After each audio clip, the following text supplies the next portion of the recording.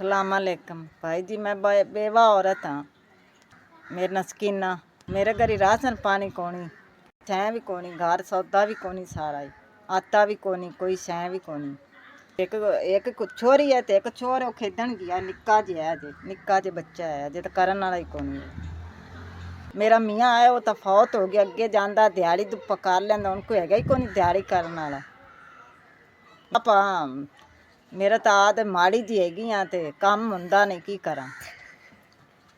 भुखे बैठे मेहनत है कोनी, ना घरी घ्यो ना खंड ना पत्ती ना चीनी, ना को करन वाला हैगा है। मेरा साईं तो फौत हो गया, मैं हाँ, मैथों तो आप तो नहीं हुंदा कारोबार। मेहरबानी राशन दे दी तो तुहाडी मेहरबानी।